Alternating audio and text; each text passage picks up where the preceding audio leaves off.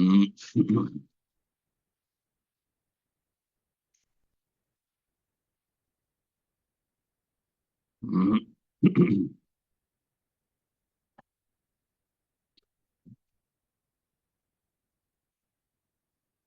আলাইকুম রহমতুল্লাহ বারাকাতুহ। বিসমিল্লাহির রহমানির রহিম। আলহামদুলিল্লাহি রাব্বিল আলামিন ওয়াসসালাতু ওয়াসসালামু আলা সাইয়্যিদিল মুরসালিন নবিয়িনা মুহাম্মদ ওয়া আলা আলিহি ওয়া সাহবিহি আজমাইন, আম্মা বাদ। সম্মানিত শ্রোতা দর্শক মণ্ডলী, যে যেখান থেকে আমাদের সাথে যুক্ত হয়েছেন, আহলান ওয়া সাহলান ওয়া মারহাবান বিকুম। আল্লাহ রাব্বুল আলামিন আপনাদের দিন দুনিয়ার সার্বিক কল্যাণ করুন, সমস্ত বালা মুসিবত থেকে, অসুখ বিসুখ থেকে, অশান্তি থেকে।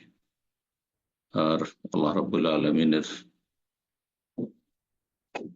রহমতের পরিপন্থী যা কিছু রয়েছে তা থেকে আল্লাহ রাব্বুল আলামিন আমাদের সকলকে হেফাজতে রাখুন। আমাদের ধারাবাহিক আলোচনা ফিকহুন নিকাহ, পর্ব নম্বর 23। বিষয়বস্তু স্বামীর অবাধ্যতা এবং তার প্রতিকার। এই বিষয়টির মাধ্যমে দীর্ঘ 23টি পর্ব ফিকহুন নিকাহ, বিবাহের মাসাইল, ইনশাআল্লাহ তাআলা আমরা শেষ করতে পারবো। এরপর ইনশাআল্লাহ তাআলা নতুন পর্ব শুরু হবে, তা হচ্ছে কিতাবুত তালাক, তালাকের পর্ব। আজ রবিবার 15 রজব 1447 হিজরি মোতাবেক 4 জানুয়ারি 2026। আমাদের ধারাবাহিক আলোচনা যেমন শুনলেন, পর্ব নম্বর 23 ফিকহুন নিকাহ। বিষয়বস্তু হচ্ছে নুশুজ, স্বামীর অবাধ্যতা, অর্থাৎ স্ত্রী যদি স্বামীর অবাধ্য হয়, নাফরমান হয়, তাহলে তার জন্য করণীয় কি, তার প্রতিকার কি, তার সমাধান কি।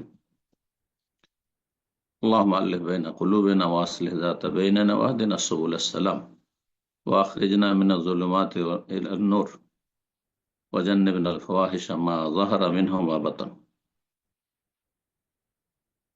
লেখক বলছেন, আন-নুশুজ ওয়া ইলাজুহু, স্বামীর অবাধ্যতা এবং তার প্রতিকার, তার চিকিৎসা। নুশুজ কোরআনে কারীমের ভাষা। কোরআনে কারীমে আল্লাহ রাব্বুল আলামিন দুটি আয়াতে এই শব্দটি উল্লেখ করেছেন। সূরা নিসা আয়াত নম্বর 128 এবং সূরা নিসা আয়াত নম্বর 34। সূরা নিসায় নারী সংক্রান্ত মাসাইল যেহেতু অধিকাংশ বর্ণনা করা হয়েছে, তো এতে এই বিষয়টি আল্লাহ রাব্বুল আলামিন তার মহাগ্রন্থ আল কোরআনে নাজিল করেছেন।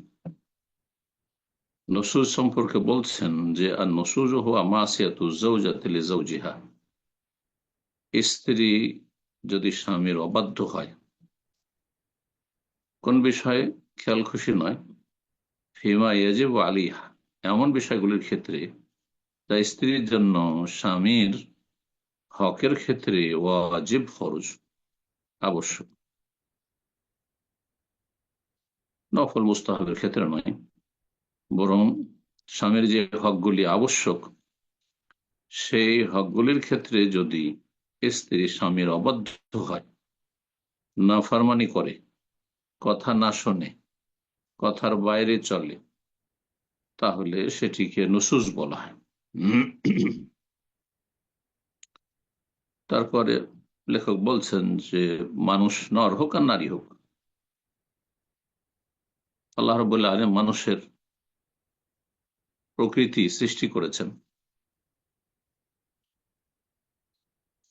এমন ভাবে যে নিজ দায়িত্ব পালন করবে, কিন্তু তার আগে চায় মানুষ নিজের অধিকার। সবাই ন্যায্য অধিকার চায়, সে নর হোক আর নারী হোক, সবাই নিজের অধিকার চায়, সবাই নিজের হক চায়।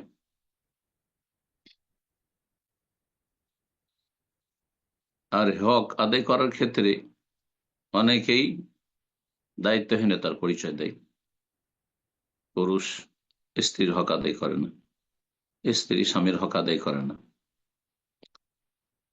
এই জন্য আল্লাহ রাব্বুল আলামিন একটি সুন্দর সমাধান রেখেছেন, তা হচ্ছে মীমাংসা। জি, এই মীমাংসার মাধ্যমে, সংশোধনের মাধ্যমে, যাতে করে এই খারাপ চরিত্র শেকড় থেকে উঠিয়ে ফেলা সম্ভব হয় এবং প্রত্যেকে আপন আপন জায়গা থেকে, যাতে করে তার উপর যে আল্লাহর পক্ষ থেকে দায়িত্ব আরোপ করা হয়েছে সে দায়িত্ব পালন করে যথাযথ। আর মীমাংসার ক্ষেত্রে যার যে অধিকার রয়েছে সেই অধিকারের ক্ষেত্রে যদি কেউ ছাড় দেয় কিছু অধিকার নিয়ে, সেই ক্ষেত্রে ইসলামের সুযোগ আছে যে তাতে সম্মতি থাকে। অনেক সময় ন্যায্য অধিকার পুরোপুরি চাইলে তা পাওয়া যায় না, আর পুরোপুরি আদায় করতে চাইলে তখন সমস্যা আরো বেড়ে যায়। এর লেখক বলছেন যে যদি কিছু হক, কিছু অধিকার, কিছু প্রাপ্য ছেড়ে দেয় বা ছাড় দেয়, এর মাধ্যমে যদি মীমাংসা হয়ে যায় দাম্পত্য জীবনে, এটা সকলের জন্য ভালো।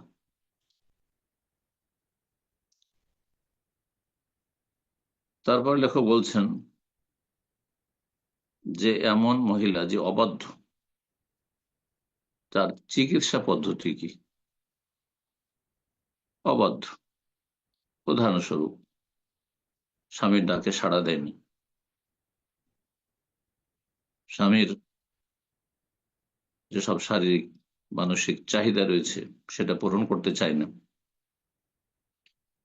অথবা আল্লাহ রাব্বুল হিজাব ফরজ করেছেন সে হিজাব পালন করতে চায় না, বেহায়া বেপরদা চলাফেরা করে, যেখানে ইচ্ছা সেখানে ঘোরাফেরা করে, স্বামীর কথা মানতে চায় না, রব্বুল আলমের কথাও মানতে চায় না, কোরআন এবং হাদিসের কথাও ঠিকভাবে পালন করেন না। এইরকম ক্ষেত্রগুলি, যেগুলি ক্ষেত্র হচ্ছে ওয়াজিবের ক্ষেত্র, লেখক বলছেন যদি কোনো মহিলার পক্ষ থেকে অবাধ্যতার কোনো লক্ষণ দেখা যায় তাহলে কি করবে? প্রথম কাজ যেটি, সেটি হচ্ছে আল্লাহর ভয় ভীতি তার অন্তরে যাতে করে তৈরি হয়, সেজন্য তাকে উপদেশ দিবে। উপদেশ দিবে, ওয়াজাহা ওয়া খাওয়াফাহা বিল্লাহি আযজা ওয়া জাল। উপদেশ দেবে, নসিহত করবে, বুঝাবে। জি। এবং আল্লাহর ভয় ভীতির কথা স্মরণ করাবে, আল্লাহর পাকড়াওয়ার কথা স্মরণ করবে, এবং সহজে যদি সমাধান হয়ে যায় তাহলে কঠিন পদক্ষেপ নেবেন। ওয়া আদাবাহা বিল আসহালি ফাল আসহাল, আদব কায়দা শিখাবে, যেটা সবচেয়ে বেশি সহজ সেটা দিয়ে শুরু করে, আর সেটা না হলে তারপরে যেটা সহজ, তাতেও যদি না হয় তারপরে যেটা তার চাইতে একটু কঠিন, সবচেয়ে বেশি যেটা শক্ত ভূমিকা সেটাতে প্রথমে যাবে না। উপদেশ দিয়েও যদি কাজ না হয় তাহলে বলছেন লেখক যে বিছানা পৃথক করে দেবে, একই কক্ষে থাকবে কিন্তু ভিন্ন ভিন্ন বিছানায় ঘুমাবে, কথা বন্ধ করে দিতে পারে সালাসাতে 3 দিন, তার বেশি নয়। কারণ একজন মমিন আর একজন মমিনের সাথে 3 দিনের বেশি কথাবার্তা বন্ধ রাখা জায়েজ নয়, গুনার কাজ। রাসূলুল্লাহ সাল্লাল্লাহু আলাইহি ওয়াসাল্লামের হাদিস, লা ইয়াহিল্লু লিল মুমিন আন ইয়াহজুরা আখাহু সালাসান, কোন মুমিন মুসলিমের জন্য, নর হোক আর নারী হোক, হালাল নয় মানে হারাম, আন ইয়াহজুরা আখাহু সালাসান, 3 দিনের বেশি কথাবার্তা বন্ধ রাখবে, সম্পর্ক ছিন্ন রাখবে। ইয়ালতাকিয়ানে, অথচ দেখা সাক্ষাতের সুযোগ হচ্ছে, এমন না যে দূরে আছেন, দেখা সাক্ষাৎ হচ্ছে বা দেখা সাক্ষাতের সুযোগ হচ্ছে কিন্তু সাইড হয়ে যাচ্ছে, মুখ ফিরিয়ে নিচ্ছেন, এটা জায়েজ নয়, হারাম।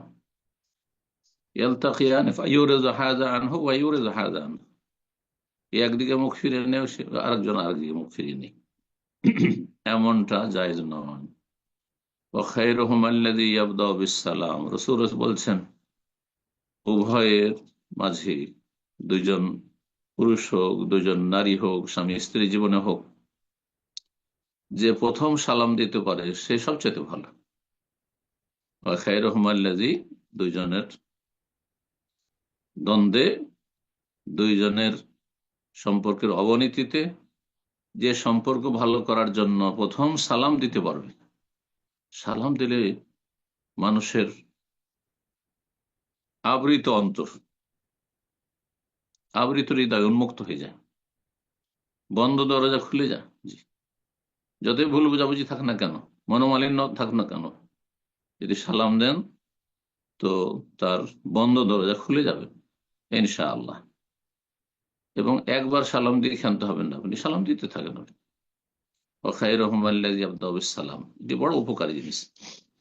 আল্লাহ সকলকে তৌফিক দান করেন। আর যে আগে সালাম দেবে, এটা মনে করবেন আমি ছোট হয়ে গেলাম, বরং আল্লাহর কাছে সে অনেক বড়, সে আল্লাহর কাছে সবচেয়ে ভালো। জি। আর যে সালাম দিতে চায় না, শুধু নিতে চায়, অথবা না ওকে সালাম দেবো না, ওর সাথে কথা বলবো না, সে নিকৃষ্ট, সে ভালো না, সে সার। বলছেন তারপরে যদি সমাধান না হয়, উপদেশ দিলেন, আহ বিছানা পৃথক করলেন, শারীরিক সম্পর্ক করলেন না, কথাবার্তা বন্ধ রাখলেন 3 দিন, তাও কাজ হলো না। তারপরে যদি অনড় থাকে স্ত্রী, অবাধ্যতায়, দরাবাহা দরবান গায়রা মুবরেহ, মারতে পারবে, কিন্তু এমন মার যেটা স্পষ্ট না হয়ে যায়, ফুলে গিয়েছে, দাগ হয়ে গেছে, ফেটে গিয়েছে, রক্ত বেরিয়ে গেছে, কোনোটাই জায়েজ নেই। ভেঙে দিয়েছে, কোনোটাই জায়েজ নেই। নাজুক স্থানে মেরেছে শরীরের, মোটেই জায়েজ নেই, গুনার কাজ, সীমা লঙ্ঘন, আল্লাহর কাছে জবাব দিতে হবে। বলছেন লেখক যে সর্ব ঊর্ধ্বে আশরাত আসওয়াত, 5টি ব্যত্রাঘাত করতে পারে, 10টি ব্যত্রাঘাত করতে পারে। স্বামী যদি দেখে যে স্ত্রী খুব অবাধ্য নাফরমান, তো সর্বর্ধে 10টি ব্যত্রাঘাত করতে পারে। এমন লাঠি না যে হাত পা ভেঙে দেবে, ব্যত্রাঘাত করতে পারে যাতে একটু ব্যথা পায়, কিন্তু ফুলে না যায়, ফেটে না যায়, আর শারীরিক মানসিক বড় ক্ষয়ক্ষতি না হয়ে যায়। বললাম যে শরীরে যেসব নাজুক অঙ্গগুলি রয়েছে, স্পর্শকাতর রয়েছে, সেগুলো তো মারবে না। ওয়ালে যাদের বলবো, উদাহরণস্বরূপ চেহারায় মারা যায় না। এবং সাধারণত ঝগড়াদ্বন্দ্ব হইলে অকথ্য ভাষা বলে থাকে না, হারাম। অকথ্য ভাষা বলবেন না, অশ্লীল কথা বলবেন না, গাল বন্ধ করবেন না। যদি এতে হয়ে যায়, এটি হচ্ছে 3য় পদক্ষেপ, তাহলে আলহামদুলিল্লাহ, খুব ভালো। স্ত্রী স্বামীর আনুগত্য করা শুরু করলো, যখন স্বামীর কথা শুনছে, স্ত্রীর অবাধ্যতা দূর হয়ে গেছে, স্বামী আহ আনুগত্য করছে, স্বামীর কথাবার্তা শুনছে, এবং স্বামী যা কিছু শরীয়ত সম্মত কথা বলছে তার বাইরে যাচ্ছে না, ওয়াজিবের ক্ষেত্রে কোনো ঘাটতি করছে না, তাহলে অতীতে যেসব ভুল ভ্রান্তি হয়েছে সেগুলি দিয়ে খোঁটা দেওয়া যায় না। এই তুমি এরকম ছিলে, তুমি এরকম ছিলে, তুমি এরকম করেছো, পুরোনো কথা উঠিয়ে আঘাত করা এটি জায়েজ নয়। আল্লাহ সকলকে বুঝ দান করুন। সূরা নিসার আয়াত নম্বর 34, সেখানে লেখক উল্লেখ করেছেন, মহান আল্লাহ ইরশাদ করেছেন, আর-রিজালু কাওয়ামুন আলান নিসা, পুরুষরা নারীদের উপর অভিভাবক, তাদের কর্তৃত্ব রয়েছে। কেন? বিমা ফাদ্দালাল্লাহু বা'দাহুম আলা বা'দ, যেহেতু আল্লাহ রাব্বুল আলামিন এক শ্রেণীর মানুষকে আর এক শ্রেণীর মানুষের উপর শ্রেষ্ঠত্ব দিয়েছেন। পুরুষকে নারীর উপর আল্লাহ শ্রেষ্ঠত্ব দিয়েছেন, আল্লাহ সৃষ্টি করেছেন, আল্লাহ এই ফজিলত দিয়েছেন। দ্বিতীয় কারণ হচ্ছে পুরুষের স্বামীর স্ত্রীর অভিভাবক হওয়ার, অবেমা আনফাকু মিন আমওয়ালিহিম, যেহেতু স্বামী স্ত্রীর ভরণ পোষণের দায়িত্ব নিয়ে থাকে, স্ত্রীকে নিতে হয় না। ছেলে খরচ করে থাকে, মেয়ে খরচ করে না। তারপরে এই আয়াতের শেষ অংশে আল্লাহ বলছেন, ওয়াল্লাতি তাখাফুনা নুশুজাহুন, যেসব নারীদের অবাধ্যতার আশঙ্কা হবে, যে এ তো কথা শুনতেই চাইছেন না, বাঁকা চলতে শুরু করেছে। আল্লাহ বলছেন প্রথম কাজ হচ্ছে ফাইজ হুন্না, ওয়াজ করো, উপদেশ করো, বুঝাও। এক। দুই নম্বর হচ্ছে ওয়াহজরু হুন্না ফিল মাদাজি, বিছানা আলাদা করে দাও, বিছানা পৃথক করে দাও, ঘর থেকে বের করে দিবেন না, ঘর থেকে তাড়িয়ে দিবেন না। জি, যে জায়েজ নয়। তাতেও যদি না হয়, সংক্ষেপে আল্লাহ বলছেন, যার ব্যাখ্যা এর আগে করলাম। তিন নম্বর কাজ ওয়াদরিবু হুন্না, তাদেরকে মারো, মারতে পারো। ফাইন আতানাকুম, যদি তারা তোমাদের অনগত হয়ে যায়, ফালা তাবগু আলাইহিন্না সাবিলা, তাদের ক্ষেত্রে অন্য কোন রাস্তা তলাশ করবেন, অর্থাৎ তালাকের কথা চিন্তা করবেন। এই তিনটি পদক্ষেপ দিয়ে যদি সংশোধন হয়ে যায়, অবাধ্যতা দূর হয়ে যায়, তাহলে তালাকের রাস্তা কখনো অবলম্বন করবে না। হুম। তারপরে লেখক কিছু মাসাইল বর্ণনা করেছেন। তার একটি হচ্ছে, স্বামী স্ত্রী উভয়ে যদি দাবি করে, একে অপরের বিরুদ্ধে অভিযোগ এবং দাবি যে সে জুলুম করছে। স্ত্রী বলছে আমার স্বামী জুলুম অত্যাচার করছে, আর স্বামী বলছে যে আমার স্ত্রী জুলুম অত্যাচার করছে, অন্যায় করছে। আর এই ক্ষেত্রে স্ত্রী তার অবাধ্যতায় অনড়, তার মধ্যে অহংকার, জেদ এবং খারাপ আচরণ করছে স্বামীর সাথে। দুইজনের, স্বামী স্ত্রী দুইজন মিলে সমাধান করা অসম্ভব হয়ে পড়েছে। না, সরাসরি কথা বলে কাজ হয় না। দুইজন মিলে কথা বলে স্বামী স্ত্রী নিজেরা নিজেদের সংশোধন করতে পারছেন না, একে অপরের উপর শুধু দোষারোপ। জি। তাহলে আর একটি সমাধান রয়েছে, সেটা হচ্ছে সালিসের সমাধান। রব্বুল আলমিন সূরা নিসা আয়াত নম্বর 35 বর্ণনা করেছেন। বলছেন যে মেয়ের পরিবার থেকে একজন বিচারক নির্ধারণ করবে, আর ছেলের পরিবার, স্বামীর পরিবার থেকে একজন বিচারক নির্ধারণ করবে। দুইজন মিলে, এই দুইজন হলো সালিস, মানে তৃতীয় পক্ষ, বাদী বিবাদী দুটো পক্ষ, আহ স্বামীর পক্ষ আর স্ত্রীর পক্ষ, স্বামী আর স্ত্রী দুইজন, দুই পক্ষ। আর দুই পক্ষ থেকে যে দুইজনকে নিযুক্ত করা হয়েছে বিচার ফায়সালার জন্য, মীমাংসার জন্য, এরা হচ্ছে সালিস, আরবি শব্দ। সালিস মানে তৃতীয়, তৃতীয় পক্ষ। এই জন্য আমাদের দেশের বিচারগুলি, সামাজিক বিচারগুলিকে বিচার সালিস বলা হয়।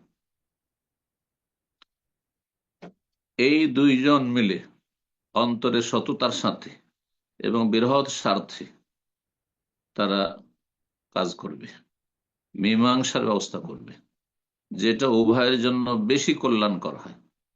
যে এদের দুইজনকে মিলিয়ে দিয়ে সংসারকে টিকানো বেশি ফলপ্রসূ হবে, নাকি আওতাফরিক, অথবা না গাড়ি অচল একবারে, এই উভয়ের মাঝে, হ্যাঁ, বিচ্ছেদের ব্যবস্থা করে দিতে হবে। সেটা ছেলের পক্ষ থেকে, স্বামীর পক্ষ থেকে যদি হয়তো তালাক, আর সেই ক্ষেত্রে মোহর পূর্ণ পাবে স্ত্রী। আর যদি স্ত্রীর পক্ষ থেকে হয় যে স্বামী বলছে না আমি তালাক দিতে চাই না, তো আমি দেবো না, আমি তাকে ছাড়বো না, তো সে বলছে না তার সাথে সংসার করবো না, সম্ভব নয় আর তার সাথে সংসার করা, তাহলে মোহর যদি নিয়ে থাকে ফিরিয়ে দেবে। আর যদি ক্ষয়ক্ষতি হয়ে থাকে, ক্ষতিগ্রস্ত হয়ে থাকে, ক্ষতিপূরণ যদি তলব করে, তো শরীয়তে সেটি জায়েজ রয়েছে। যদি দেখা যায় যে এই সালিসের মাধ্যমে হলো না, এই সালিসটি ছিল পারিবারিক সালিস, ছেলের পরিবার থেকে একজন বিচারক আর মেয়ের পরিবার থেকে একজন বিচারক দিয়ে সমাধান করা সম্ভব হইল না। লেখক বলছে ফাইনলাম ইয়াত্তাফিকাল হাকামান, দুইজন একমত হতে পারলো না, এই দুইজনেই অ্যাডজাস্ট করতে পারলো না, আপোষে ওদেরই মানে ঐক্যমত হলো না, অথবা এইরকম কোন বিচার সালিসের ব্যবস্থাই পাওয়া গেল না, এমন দাঁড়ালো না ছেলের পক্ষ থেকে বা মেয়ের পক্ষ থেকে যে তারা সালিস করে দেবে, সুতরাং সংসার চালানো খুব মুশকিল। তখন তারা ইসলামী আদালতের আশ্রয় নেবে যদি মুসলিম দেশ হয়। অমুসলিম দেশ হয় তাহলে সেখানে যদি রেজিস্টার কাজী থাকে, মুসলিম পার্সোনাল ল থাকে, অথবা কোনো বিজ্ঞ আলেম থাকেন, মসজিদের ইমাম খতিব আর কোরআন সন্ন্যার জ্ঞানী ব্যক্তি থাকেন, তার কাছ থেকে সমাধান নেওয়া যেতে পারে। বলছেন যে নাজার আল কাজী ফি আমরে হামা, তাহলে কাজী যিনি বিচারক হবেন, বিচারপতি হবেন, তিনি তাদের বিষয়টি নিয়ে চিন্তা করে দেখবেন। আর তারপরে যদি তাদের মেলানো সম্ভব না হয় তাহলে বিবাহ বিচ্ছেদ করিয়ে দেবেন। জি, সেটা তালাকের মাধ্যমে হোক অথবা খোলার মাধ্যমে হোক, ছেলের পক্ষ থেকে হোক অথবা মেয়ের পক্ষ থেকে। মহান আল্লাহ ইরশাদ করছেন, ওয়াইন খিফতুম শিকাকা বাইনহুমা, যদি তোমরা আশঙ্কা করো যে দাম্পত্য জীবনে স্বামী স্ত্রীর মাঝে বিরোধ ঘটেছে, বিচ্ছিন্নতা দেখা দিয়েছে, কোনো মতে তার অন্তরে মিল হয় না, ফাবাসু হাকামান মিন আহলিহি ওয়া হাকাম মিন আহলিহা, স্বামীর পরিবার থেকে একজন বিচারক প্রেরণ করো অর্থাৎ নিযুক্ত করো, ওয়া হাকামা মিন আহলিহা, আর স্ত্রীর পক্ষ থেকে, স্ত্রীর পরিবারের পক্ষ থেকে একজন বিচারক নির্ধারণ করো, ইয়রিদা ইসলাহান, যদি তারা স্বামী স্ত্রী উভয়ে মীমাংসা চায়, যে হ্যাঁ আমরা ভালো একটা মীমাংসা চাই, আর অন্তরে সততা রয়েছে, চায় তারা সংসার করতে, আর যারা বিচারক রয়েছে তারাও চায় অন্তরে সততার সাথে যে এদের দুইজনকে মিলিয়ে দিয়ে আল্লাহ আমাদেরকে মহাপুরস্কার দেবেন, এতে ইবলিস শয়তানকে ব্যর্থ করা হবে। কারণ যখন দাম্পত্য জীবনে সম্পর্কের অবনতি ঘটে তখন ইবলিস শয়তান সবচেয়ে বেশি খুশি হয়। তাহলে যারা স্বামী স্ত্রী, হ্যাঁ, মিলেমিশে থাকতে পারে না, তার ইবলিস শয়তানকে সুযোগ দিচ্ছে, ইবলিস শয়তান আনুগত্য করছে, ইবলিস শয়তানকে খুশি করার চেষ্টা করছে।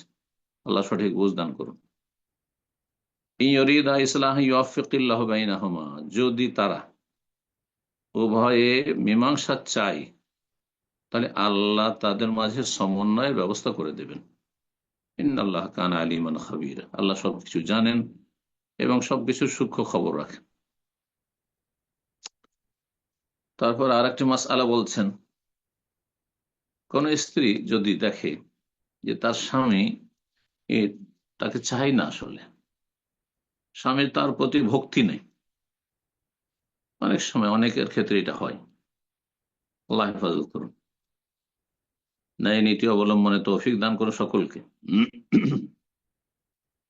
এড়িয়ে চলছে, উপেক্ষা করছে স্ত্রীকে,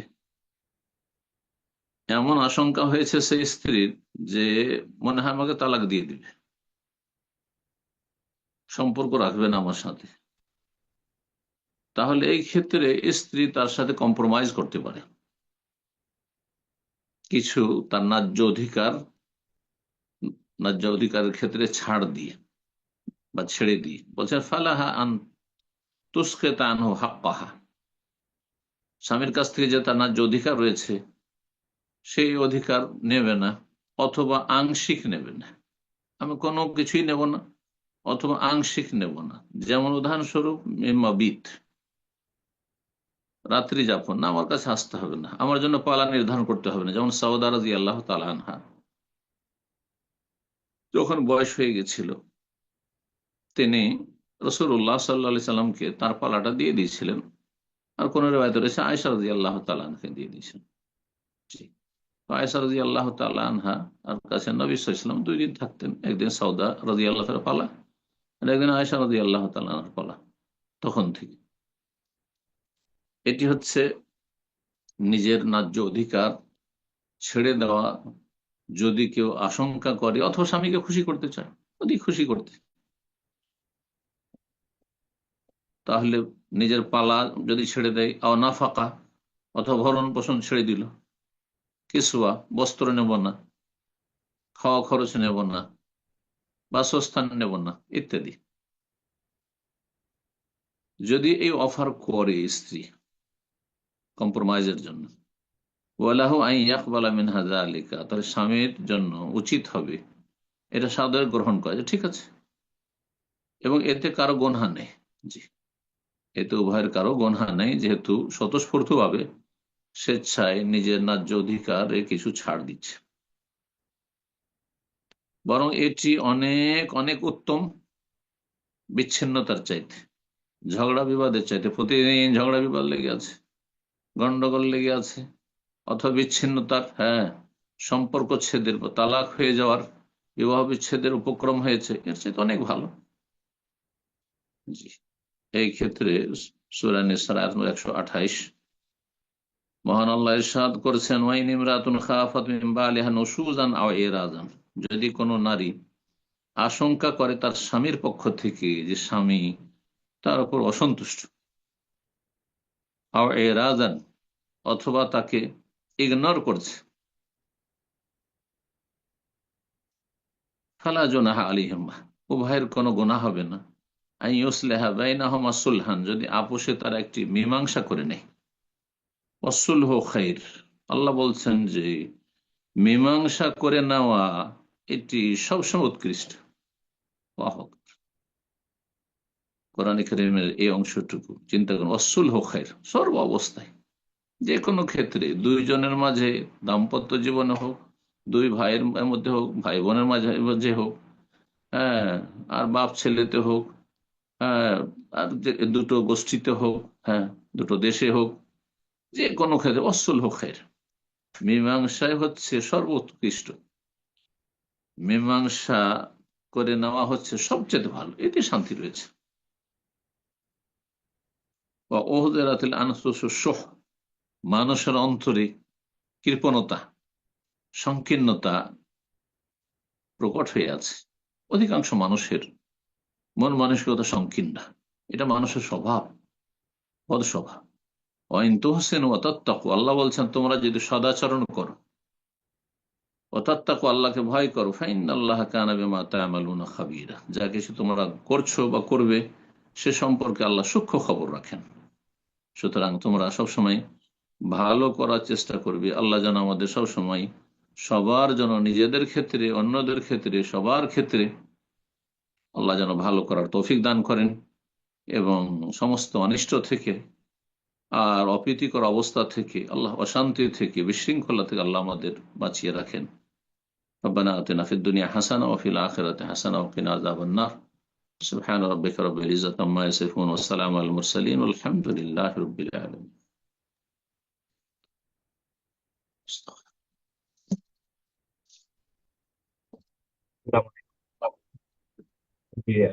কাউন্ট ক্লিয়ার আছে কিনা কথা বলতে পারছি। আমাকে শুনতে পাচ্ছেন? জি। জি, আমাকে কি ক্লিয়ার কথা শুনতে পাচ্ছেন? শুনছি, কিন্তু খুব আস্তে কেন শুনছি আজকে বুঝছি না। আমার কথা কেমন শুনছেন আপনি? আপনার কথা আমি ক্লিয়ার শুনতেছি। শুনছেন না? আপনারটা খুব আস্তে আসছে একটু। শুনছি, বুঝতে পারছি, কিন্তু একটু সাউন্ড আস্তে ধীরে। জি, আল্লাহু আলাম। জাকারিয়া নেই? জি, হুম। জাকারিয়া আছে। এখন কি আমাকে শুনতে পাচ্ছেন? জি। জি, শুনছি, আপনাকে এখন শুনছি। জি, ওকে, শোনো। জি, জাজাকাল্লাহ। সম্মানিত দিনী ভাই বোনেরা, এখনই আমাদের প্রশ্ন উত্তর পর্ব শুরু হবে। তো প্রশ্ন করার ক্ষেত্রে জি জি একটি স্মরণ করে দিচ্ছি। তো আমরা যখন প্রশ্ন করব অবশ্যই সংক্ষিপ্ত আকারে আমাদের প্রশ্নের মূল বিষয়বস্তু উপস্থাপন করার চেষ্টা করব, আর একটা করে প্রশ্ন করবো ইনশাআল্লাহ। একের অধিক প্রশ্ন করার সুযোগ নেই, যেহেতু অনেক প্রশ্নকারী হ্যান্ড রেজ করে থাকেন। বিধায় প্রতি সপ্তাহে একটা করে প্রশ্ন। আর প্রশ্ন করার পূর্বে আমরা যে শহর বা দেশ থেকে আমরা প্রশ্ন করব, প্রেক্ষাপট বোঝার উদ্দেশ্যে অবশ্যই মেনশন করবো ইনশাআল্লাহ। শুরুতে বলে রাখবো, যারা হ্যান্ড রেজ করেছে প্রশ্ন করার জন্য, তো আমরা সময় না নিয়ে শুরুতে প্রশ্ন নেব। প্রশ্ন করবেন তাহমিনা। আপনি প্রশ্ন করুন।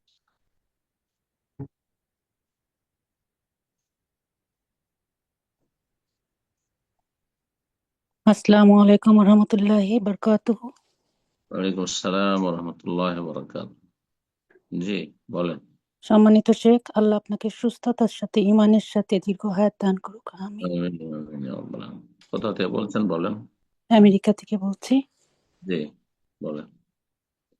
এক, আল্লাহ আপনাদের উম, জি। আমার প্রশ্নটা হলো যে যখন আমরা এশার সলাতে ইয়েতে মসজিদে যাই, তখন যদি আজান শেষ হয়ে যায়, তখন কোনটা করা উত্তম? ইকামতের আগে দুই দুই দুই করে সলাৎ পড়াটা কি, নফল সলাৎ পড়াটা কি উত্তম, নাকি তখন দোয়া করাটা উত্তম? একটু বলবেন। জাযাকাল্লাহু খায়রান। উম, উম, বিসমিল্লাহির রহমানির রহিম, আলহামদুলিল্লাহ ওয়াসসালাতু ওয়াসসালামু আলা রাসূলিল্লাহ ওয়া আলা আলিহি ওয়া সাহবিহি ওয়া মান ওয়ালা, আম্মা বাদ। প্রশ্ন করেছেন বোন যে এশার সালাতে বা যে কোনো সালাতে যখন আমরা মসজিদে গেলাম, আজান হয়েছে, আজান শেষ হয়েছে, তো এই সময় দুই দুই করে নফল পড়াটাই উত্তম নাকি দোয়া করা উত্তম? 2 রাকাত তাহিয়াতুল মসজিদ পড়বেন, এটি তো অবশ্যই উত্তম। কারণ রাসূলুল্লাহ সাল্লাল্লাহু আলাইহি ওয়াসাল্লামের হাদিস, ইযা দাখালা আহাদুকুল মসজিদা, তোমাদের যে কেউ মসজিদে প্রবেশ করবে, ফালা ইয়াজলিস, অতক্ষণ বসবে না, হাত্তা ইয়ারকা রাকাতাইন, যতক্ষণ পর্যন্ত 2 রাকাত পড়ে না নেবে। এই জন্য এটি সুন্নাতে মুআক্কাদা, তাহিয়াতুল মসজিদ সুন্নাতে মুআক্কাদা। কিছু উলামা তো ওয়াজিব পর্যন্ত বলেছেন। যাই হোক, সুন্নাতে মুআক্কাদা অবশ্য তাকিদ পূর্ণ সুন্নাত, এটা পড়তে হবে। তারপরে অতিরিক্ত নফল, দুই দুই করে নফল পড়া উত্তম না দোয়া করা উত্তম? এই ক্ষেত্রে উলামায়ে কেরাম বলেছেন দোয়া করাই উত্তম, দোয়া করাই উত্তম। কারণ আজান একামতের মাঝখানে দোয়া কবুল হয়, আজান একামতের মাঝখানে দোয়া কবুল হয়। তবে কেউ যদি সালাতের ভিতরে দোয়া করে, সেজদায় দোয়া করে, আত্মাহাত আর দরুদ পড়ে দোয়া করে, তো সেটা হতে পারে। কারণ হাদিসে রয়েছে লা ইউরাদ্দু দুআ বাইনাল আযান ওয়াল ইকামা, আযান ইকামতের মাঝখানে দোয়া খণ্ডন হয় না, আল্লাহর কাছে দোয়া কবুল হয়। তো এরকম জায়গাগুলো, এইরকম সময় মুহূর্তগুলোকে আহ গুরুত্ব দেওয়া উচিত এবং যা বলা হয়েছে সে ফজিলত হাসিলের চেষ্টা করা উচিত। তো দোয়া করাটি ভালো হয়। কিন্তু কেউ যদি সমন্বয় করতে পারে যে আমি নফলও পড়বো আর দোয়া করবো, তো কোনো দোষের কথা নেই, জায়েজ দুটোই রয়েছে, কোনো অসুবিধা নেই। আল্লাহ তাআলা আলাম। জি। এবার যা প্রশ্ন করবেন, মাহদি হাসান। জি, আপনি প্রশ্ন করুন। আসসালামু আলাইকুম। ওয়ালাইকুম আসসালাম শেখ, আমি রহমতুল্লাহ বারাকাতুহু। দাম্মাম খোবার থেকে বলতেছিলাম। বলেন। শেখ, আমার একটা বন্ধু, উনি এখন কাজে চলে গেছে আর কি। উনি এখানে থাকে। হুম, ওনার তরফ থেকে আমার প্রশ্নটা আর কি, ওনার ওয়াইফ, উনি বিয়ে করার 1.5 মাস পরে চলে এসেছিল হুম। সৌদি আরবে। তখন ওনার বউ পরকীয়াতে আসক্ত হয়। পরবর্তীতে ওয়ালাইকুম আবার উনি সালামাতুল্লাহ আফিয়া, আস্তাগফিরুল্লাহ। পরবর্তীতে উনি এগুলা জানতে পেরে ওনার বউ ক্ষমা চাইছে। ক্ষমা চাওয়ার পরে চলে আসছে, উনিও মাফ হুম, করে দিছে, আসছে। এখন গত 1 বছর ধরে সৌদি আরবে আছে এখানে। হুম, উমরা করতে গেছে, ওই সময় মনান্দন তওবা করছে বা কথা দিছে যে এরকম কিছু আর কোনোদিন করবে না। ইদানিং সে গত 6 মাস ধরে বিভিন্ন ইউটিউবে লাইভে ঢুকে ছেলেদের সাথে কথা বলে, বিভিন্ন হিন্দু আস্তাগফিরুল্লাহ। মেয়েদের বিভিন্ন হিন্দু মেয়েদের লাইভে ঢুকে কমেন্টে কথা বলে। আবার ঝগড়া হলে বারবার বলে যে তুই আমাকে ছেড়ে দে, তোর সাথে আমার যায় না, এরকম। মানে বারবার তালাক চায়, এরকম। হুম, তার সাথে ওর যায় না, তর্ক করে। আর স্বামীকে মনোরঞ্জন, যে কোনো কথা বলতে, মানে স্বামী একটা কথা বললে ও 10টা কথা বলে, এরকম আর কি। হুম, আরো অনেক ধরনের, মানে এর মধ্যে আরো অনেক ধরনের মানে সমস্যা বলতে, ও বারবার কসম কাটে, দেন আল্লাহর কসম আমি এগুলা করি না, কিন্তু স্বামী এগুলা দেখে লাইভে, দেন দেখতেছে, তারপরেও বারবার কসম কাটে যে আমি করি না, কিন্তু স্বামী এগুলা সব সময় ইউটিউবে ঢুকলে দেখে, দেন এগুলা করে। কিন্তু হুম। সে প্রত্যেকবার আল্লাহর নাম নিয়ে মিথ্যা কথা বলে। তো মানে ওয়াদা দিয়ে ওয়াদা ভঙ্গ প্রশ্ন করে। প্রশ্ন কি, প্রশ্ন কি? প্রশ্ন হচ্ছে এখন কি তার সাথে সংসার করবে, নাকি তাকে তালাক দিয়ে দেওয়াটাই উত্তম? এই ভাই যিনি ভুক্তভোগী, যার স্ত্রী, এই ইনি 5 ওয়াক্ত নামাজি, প্রশ্নের উত্তর দেন। আছেন জি, লাইনে? দোনোজনে নামাজ পড়ে। দোনোজনে নামাজ পড়ে। মানে দোনোজনে পাঁচটা নামাজ পড়ে। 5 টাইম নামাজি এই লোক? ইনি জি, ইনি হারামে জড়িত নাই তো, না, স্ত্রীর উনি মতোই? হারামে জড়িত নাই। উনি হারামে জড়িত না। উনি সবসময় ভালো মানুষ, স্ত্রীকে বই ভালো কিনে মানুষ, দিচ্ছে। ভালো চলার চেষ্টা করে। জি, আলহামদুলিল্লাহ উনি হারাম থেকে বেঁচে আছে, আলহামদুলিল্লাহ।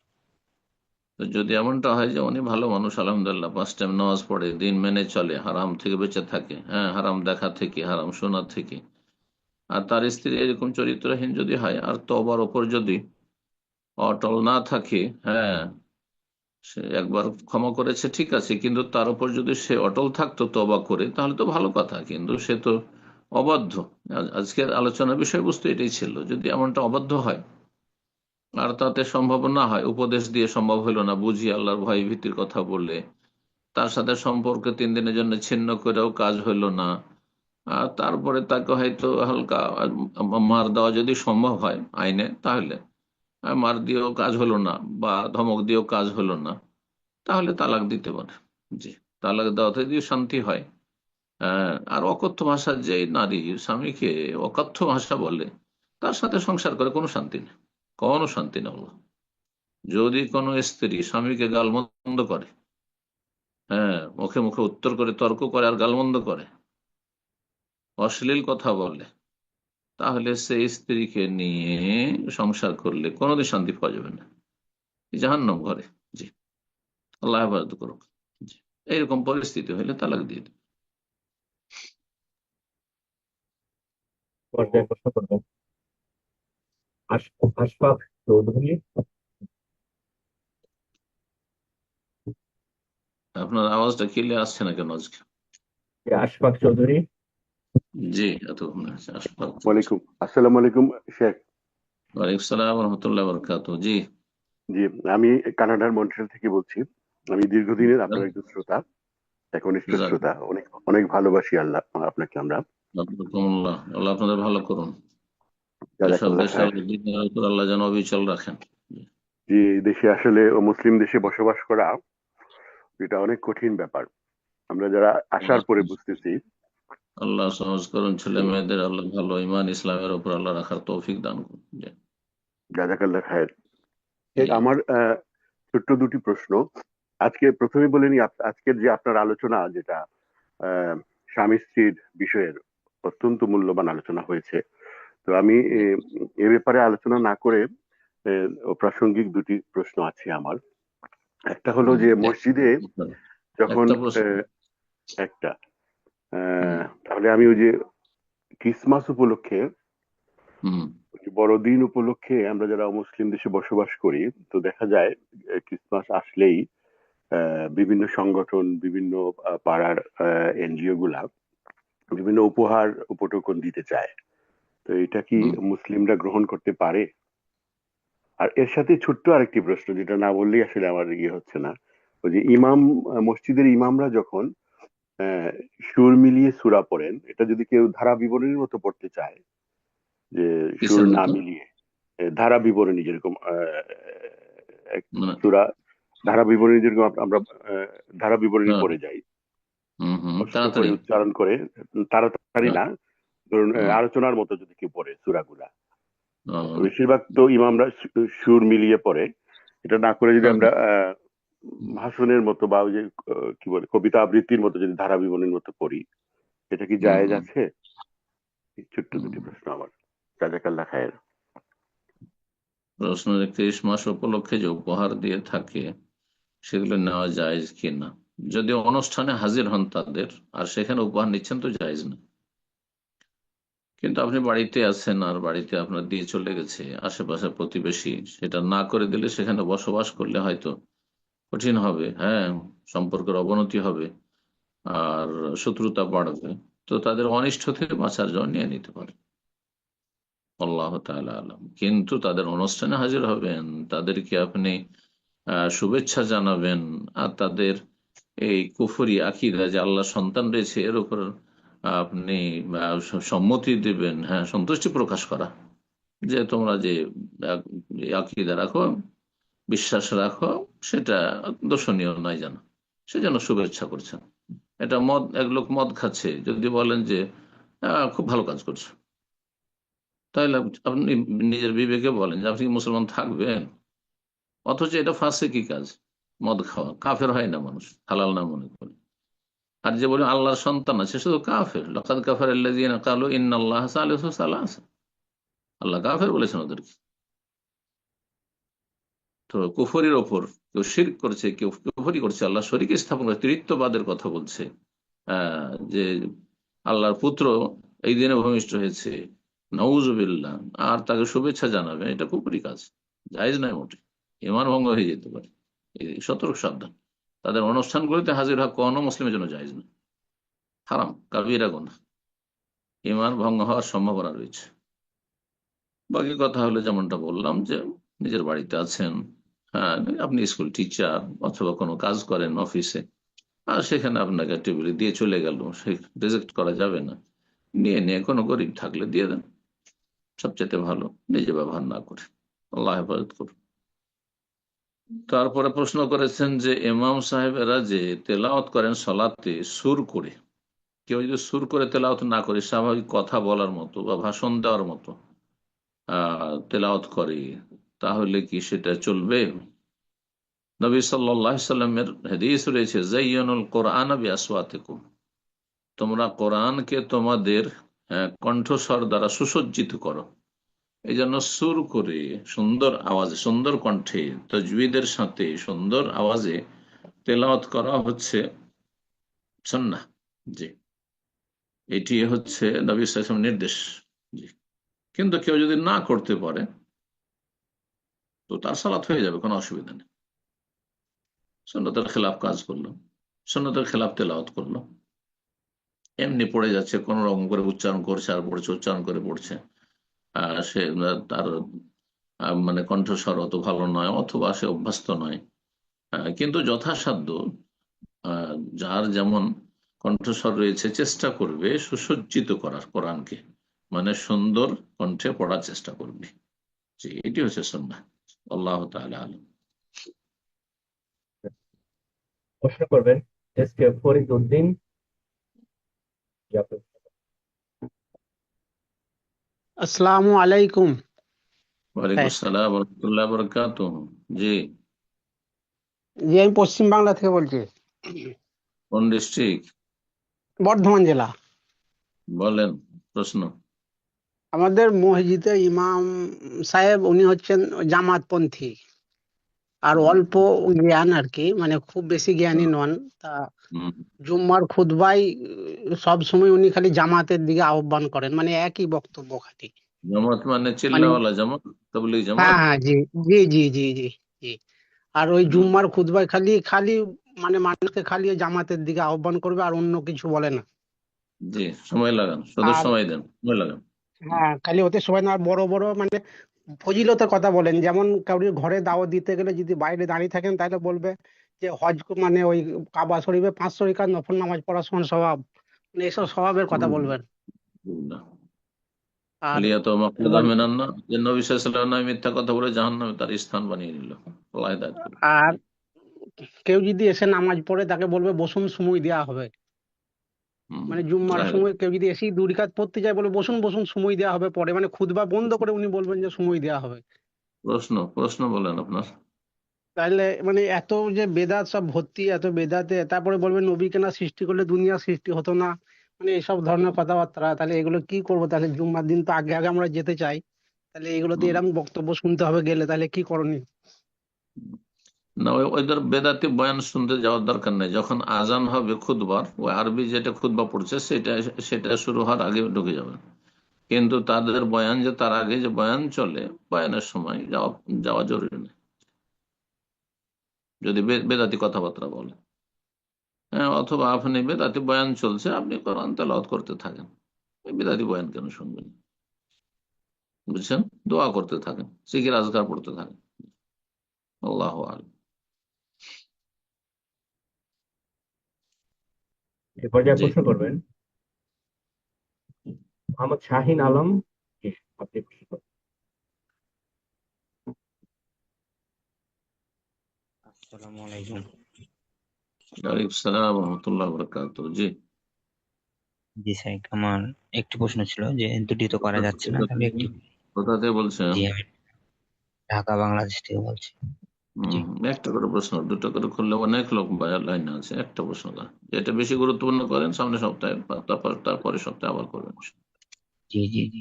আমি বলছিলাম যে আমরা একটা জানি যে নিজে যদি যে কোনো কাজ না করে সেটা অন্যকে বলা যায় না, সেটা বড় পাপ। সেক্ষেত্রে স্ত্রীর ক্ষেত্রে কি একই হবে? যেমন আমার স্ত্রী হয়তো, আমি সম্পূর্ণ দিন মানার চেষ্টা করি, কিন্তু যদিও ত্রুটি থাকে, তো আমার স্ত্রীকে আমি সম্পূর্ণ একদম দিন মানাতে বাধ্য করতে পারবো? যেমন কিছু আওয়াক্তে সালাত আদায় করতে মানে বাধ্য করার চেষ্টা করি আমি। এটা একটা। হুম হয়তো আমি তো আরবি পারি না, আমার স্ত্রী আরবি পারে, বাংলা পড়েছে কিন্তু মাথায় ধরে রাখতে পারে না।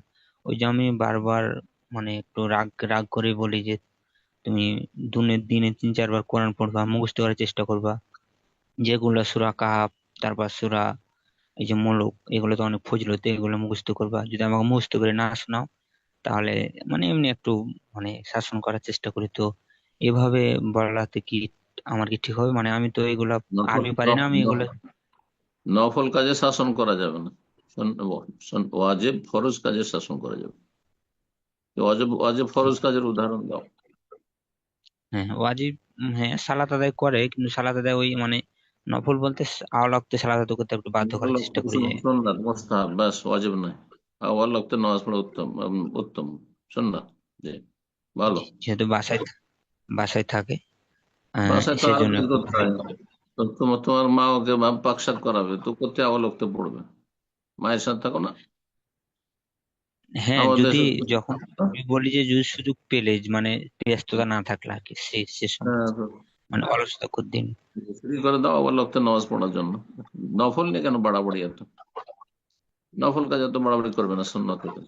হ্যাঁ, কোরআন মুখস্থ করতে হবে, চেষ্টা করবে, ভালোভাবে বুঝাবে, উৎসাহিত করবে, কিন্তু নিজেও করবে। হ্যাঁ, নিজে করলে ফলপ্রসূ হবে।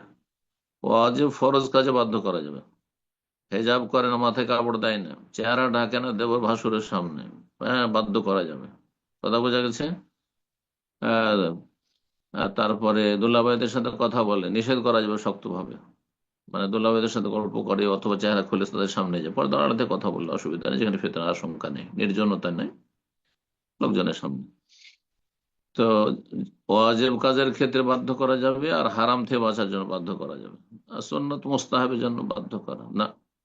তোমাকে সোমবার রোজা রাখতেই হবে, বৃহস্পতি রোজা রাখতেই হবে করে বাধ্য করা যাবে না, ঠিক না এগুলো।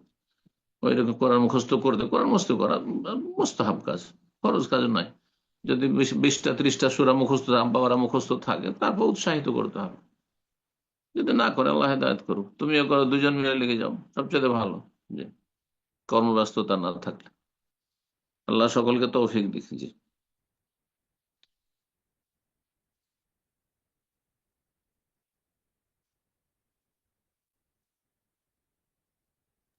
জি, আকরাম ভাই কোথায় গেল? জি কোনো আওয়াজ নেই। জি ইফতার জি, আমাকে শুনতে পাচ্ছেন? হ্যাঁ, এখন শুনছি। তা শাহিন আলম ভাই, আপনি কথা বলার চেষ্টা করছিলেন, সেক্ষেত্রে আমি জিজ্ঞেস করছিলাম। তো আশা করি আপনার প্রশ্ন উত্তর পেয়েছেন। যদি জি জি, কোনো আমি যেটা বলতে চাচ্ছিলাম যে যে গত সপ্তাহে আমি অনেকক্ষণ চেষ্টা করেছি, পাইনি। গত সপ্তাহে কি এসেছিলেন? এটা আমি একটু জানতে চাচ্ছি। না, গত সপ্তাহে আমাদের প্রোগ্রাম ছিল না। অনেক তো শনিবার হয়ে গেছে গত মনে হয়, নাকি? গত শনিবারে, রবিবারে ছিল না, শনিবারে হয়েছে। শনিবার আর প্রোগ্রাম এই হয়েছে, যে ঘোষণা তো করা হয়েছে, বিজ্ঞাপন গুলো দেখতে হবে আমাদের ফেসবুকে অথবা যেসব গ্রুপগুলিতে আছে। জাজাকাল্লাহ খায়ের। তো এই সময় আমি একটা জরুরি কিছু নাটক করতে গেছিলাম। তো উস্তাদ জি বলেছেন যে আগামী প্রোগ্রামে ইনশাআল্লাহ আগামী রবিবার আমাদের প্রোগ্রাম থাকে। তো ইনশাআল্লাহ আমাদের পরবর্তী প্রোগ্রাম তারপর সপ্তাহে কন্টিনিউ চলবে। তো এরপর যে আমরা আরেকজনের প্রশ্ন নিচ্ছি, প্রশ্ন করবেন আবুল কাসেম। জি, আপনি প্রশ্ন। হুম।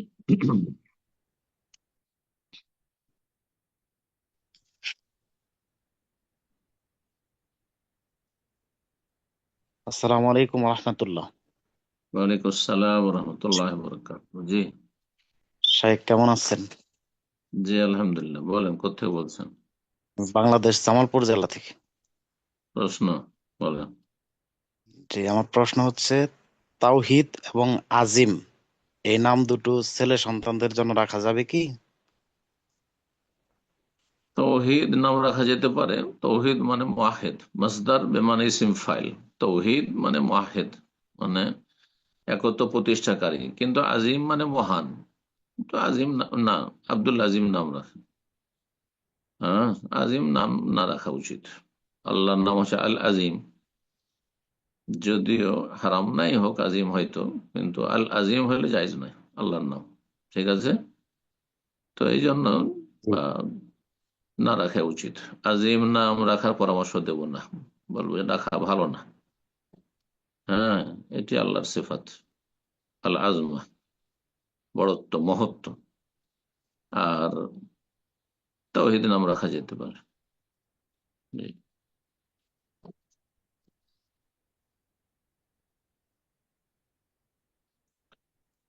জি। আহ আসসালামু আলাইকুম রহমতুল্লাহ বরকাতুহ। রাহমাতুল্লাহ। জি ওস্তাদ, জি সরি আমি আপনার কি সাউন্ড সিস্টেম জি ডিস্টার্ব না? আমার সিস্টেম একটু প্রবলেম হয়ে গেছিল, বিধায় আমি অন্য ডিভাইস দিয়ে ঢুকছি ইনশাল্লাহ। তো এই পর্যায়ে আমরা প্রশ্ন নেব। প্রশ্ন করবেন এসকে হাবিবুর। জি আপনি প্রশ্ন করুন।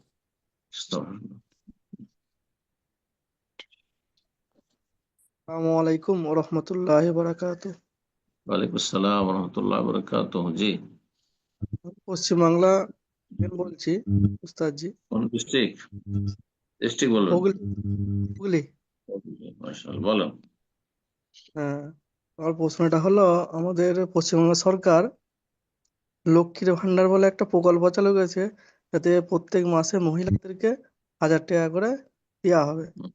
হুম, তো এই প্রকল্পতে নাকি সুবিধা নেওয়া কি জায়েজ?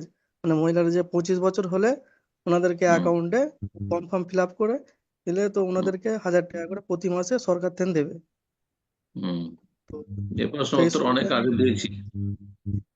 এই প্রশ্ন উত্তর এই জুমে অনেক আগে দিয়েছি। অসুবিধাটা কি? মানে ওই অসুবিধা মনে লক্ষ্মীর হচ্ছে? ভান্ডার প্রকল্পের নাম দিয়েছে লক্ষ্মীর ভান্ডার, তো তো ওই জন্য। অসুবিধা কি? তো ওরা ওরা ওরা হিন্দু, কি নাম দিবে? যে দিবে আল্লাহর ভান্ডার দিবে, রসুলের ভান্ডার নাম দিবে নাকি? তো যে নাম দিকে সমস্যা নেই। আচ্ছা, মানে হ্যাঁ, যে কোনো নাম ওরা ওদের মতো ওরা দিয়েছে, দিতে পারে। ওটাই নেবেন। হ্যাঁ, সরকারের দান অনুদান নেওয়া যাবে, কোনো অসুবিধা নেই। আচ্ছা ঠিক আছে, আসসালামু আলাইকুম রহমতুল্লাহ। তা এ পর্যায়ে প্রশ্ন করবেন কাজী ইভা। জি আপনি প্রশ্ন করুন।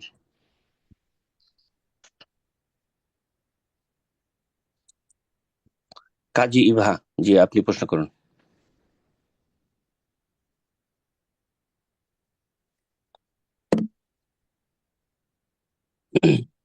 আমরা ইনশাআল্লাহ অন্য আরেকজনকে সুযোগ করে দিচ্ছি। এ পর্যায়ে প্রশ্ন করবেন এমডি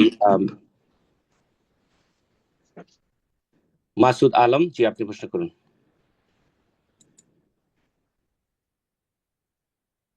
আসসালামু আলাইকুম রহমতুল্লাহ বারকাতুহু। ওয়ালাইকুম আসসালাম ওয়া রাহমাতুল্লাহি ওয়া বারাকাতুহু। জি, সম্মানিত বলেন। শাইখ, আপনি কেমন আছেন? আলহামদুলিল্লাহ। কোথা থেকে বলছেন বলেন? আমি কলকাতা থেকে বলছি, আমার বাড়ি মালদা জেলা, ভূতনি দিয়ারা থানা আমার। আচ্ছা, আচ্ছা। প্রশ্ন। আমার একটা আমার একটা প্রশ্ন ছিল, তো আপনাকে একটা প্রশ্ন করেছিলাম আমি হোয়াটসঅ্যাপে, তো এখনো রিপ্লাই পাইনি আমি। এখানে করলে ভালো। হোয়াটসঅ্যাপে অনেক প্রশ্ন আসে, এত উত্তর অনেক সময় দেওয়া তো যায় না। ওটা এটা অনেক লম্বা ছিল শেখ, ওই জন্য সংক্ষেপে বলে দাও, হোয়াটসঅ্যাপে সময় নেই। জি, অনেক অনেক প্রশ্ন চলে আসে। চলো বলো। তো কোন সরকারের জিনিস মানে কথা, মানে যেরকম মানে সরকারের জিনিস আমরা আবেদন করি বা সুযোগ সুবিধা পাই না, বা কোন আমাদের গ্রামে মেম্বার হোক বা আর অন্য কেউ হোক, তো ওদের মাধ্যমে দিলে পরে ওরা কিছু দেয় না, মানে ওরা অন্যদিকে নিয়ে চলে যায়। ওটা না নিয়ে মিথ্যা কথা বলে সরকারকে আবেদন করে কি এটাকে নেওয়া যাবে মিথ্যা কথা বলে? কেন মিথ্যা কথা বলে নিবে? তুমি সত্যের উপরে, তো কেউ চুরি করেছে সে যেন তুমি মিথ্যা কথা কেন বলবা? তুমি চুরি করছে, তারা চোর, তারা হারাম কাজ করবে, তাই জন্য তুমি হারাম মিথ্যা কথা বলবে? না, মোটেই যায় না। অস্পষ্ট প্রশ্ন এগুলো, বুঝা গেছে? এ পর্যায়ে প্রশ্ন করবেন, জি জাযাকাল্লাহ খায়ের শেখ।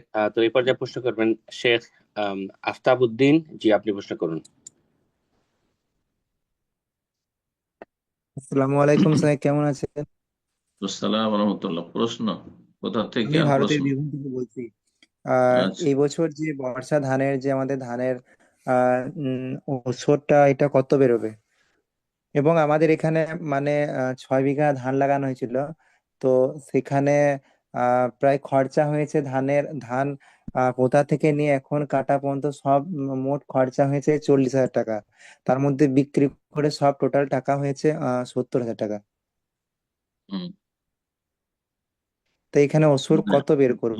এমন কোন শরীয়তের বিধান নেই যে আগে খরচ উঠিয়ে নিয়ে তারপর ওষুধ। 20 মণে 1 মণ, যেগুলোতে সেচ খরচ হচ্ছে, বিভিন্ন খরচ হচ্ছে, সার পানির খরচ হচ্ছে, এই জন্য 20 মণে 1 মণ। ঠিক আছে। আর যদি কোনো খরচ না হয়, আকাশের পানিতে, জমিনের পানিতে হয়ে যায়, মাটির রসে, তাহলে 10 মণে 1 মণ। এটা হচ্ছে শরীয়তের বিধান। আর আজকাল কৃষিকাজে খরচ বেশি হয়ে যাচ্ছে, সেই জন্য আমি খরচ উঠিয়ে নেবো, তারপর যেটা বাঁচবে সেটা থেকে ওষুধ দেবো, এরকম শরীয়তে কোনো বিধান নেই। আল্লাহ তাআলা আলাম। জি। এরপর যা প্রশ্ন করবেন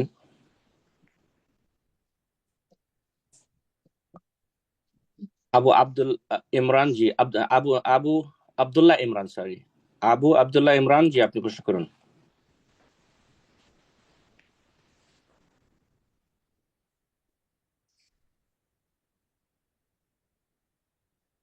আবু আব্দুল্লাহ ইমরান, আপনার ডিভাইসটা আনমিউট করে নিন, প্রশ্ন করুন, মাইক্রোফোনটা ওপেন করে নিন।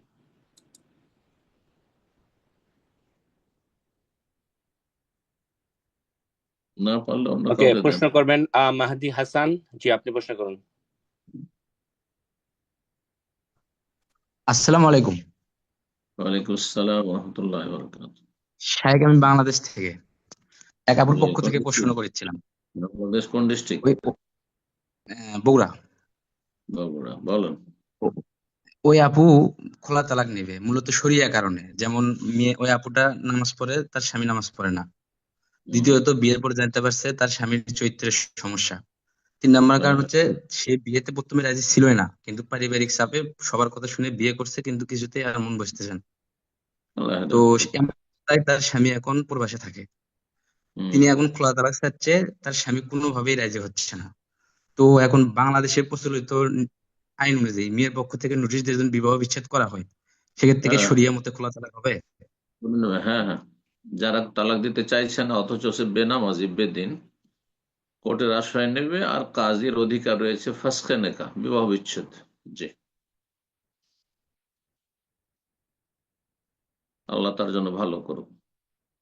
যে বোন বেনামাজি স্বামী, সেই জন্য তাকে তার থেকে বিচ্ছিন্ন হচ্ছে বা তার থেকে খোলা নিচ্ছে, আল্লাহ তার বরকত দিক, তার সহজ করুক এবং তার উত্তম বিকল্প দান করুক। আমিন। আল্লাহ সন্তুষ্ট করেন। বেনামাজির সাথে সংসার করা জায়েজ নয়। জাযাকাল্লাহ খায়ের। এ পর্যায়ে প্রশ্ন করবেন কাজী ইভা জি, আপনি প্রশ্ন করুন। আসসালামু আলাইকুম রহমতুল্লাহি ওয়া বারাকাতুহু। শামত শাহেক, ওয়ালাইকুম আসসালাম ওয়া রাহমাতুল্লাহি ওয়া বারাকাতুহু। জি, আমি স্কটল্যান্ডের ডান্ডি থেকে বলছিলাম। বলেন।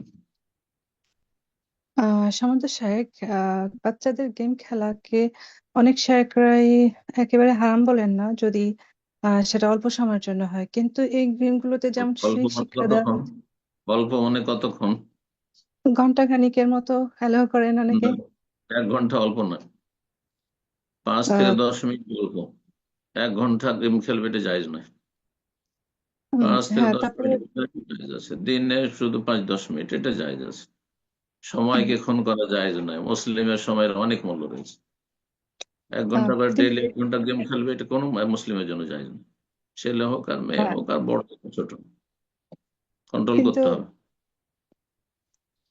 হ্যাঁ, জি সামন্ত শেখ, কিন্তু এই যে সময়ের থেকেও আরো বেশি যেটা হইতেছে, এরা যেমন গেমের মাধ্যমে শিরিক করতেছে, তারপরে বিভিন্ন ধরনের খারাপ কিন্তু চরিত্র কোনো অধিকারী সমস্যা নেই। এমনি গেম খেলে হচ্ছে সময় নষ্ট করা, সময় নষ্ট করা হারাম, জায়েজ নয়। সময়ের গুরুত্ব আমার একটি আলোচনা আছে, বোঝা গেছে। মুসলিমের 5টি যে প্রশ্ন করা হবে হাসর মাঠে, হ্যাঁ, তার 2টি হচ্ছে সময় সম্পর্কে। ওয়ান শাবাবি ফিমা আবলা, যৌবন সম্পর্কে, যৌবনটা সময়। ওয়ান অমরিহি, এবং আয়ু সম্পর্কে। হ্যাঁ, ফিমা আফনাহু ফিমা আবলাহু, কোথায় এটা কাটিয়েছিলে, কি করেছিলে, গেম খেলে প্রতিদিন 1 ঘন্টা করে হইলে মাসে কত হয়, বছরে কত হয়, তাহলে লাইফে কত হয়, হিসাব দিতে হবে। এত সহজ নয়। জি। আল্লাহ হেদায়েত দান করুন। জি, কিন্তু 5 মিনিট আমিন। 10 মিনিট ঠিক আছে। জি, জাজাকাল্লাহ খায়ের। এ পর্যায়ে প্রশ্ন করবেন এমডি হেদায়েতুল্লাহ। জি, আপনি প্রশ্ন করুন। সালাম আলাইকুম শেখ। আমি ওয়ালাইকুম আসসালাম মালদহ কালেচক থানা থেকে বলছি। জি, কোথেকে? মালদাহর কালেচক থানা থেকে। মাশাআল্লাহ, বলেন প্রশ্ন। জি, আমার প্রশ্ন, আমার বয়স অনেক অল্প, আমি 18+। আপনার বিয়ে করেছি ফিতনা থেকে বাঁচার জন্য। তো আমার উম, বউ পড়াশোনায়, কিন্তু আপনার ও আমার মায়ের সঙ্গে সময় সময় তর্ক লেগে যায়। মানে আম্মা চায় কি বউ কিছু ভুল করছে তোকে শিক্ষা দেওয়ার জন্য, মানে আমার মায়ের গলাটা একটু জোরে, তোকে একটু জোরে আওয়াজে বউকে বলে দেয়। তো আমার বউ তর্কতে লেগে যায়। তো আমি আমার বউকে জোরপূর্বক ওকে বারণ করি কি তুমি এরকম করতে পারবা না, বা তুমি এরকম আমার মায়ের সঙ্গে করবা না, তোমাকে বকছে তোমার ভালোর জন্যই, আর ও তোমার মা, তোমাকে বকতে পারে। তো আমি ওই জোর করে বারণ করি। আর দ্বিতীয়, আমার একটা ভাবি আছে, ওর সঙ্গেও কোনো ঝামেলা হয় তো আমি ওকে জোরপূর্বক বলি ভাবির জন্য ঝামেলা হলে তুমি ছোট হয়ে থাকবা, মাপ চাইবা।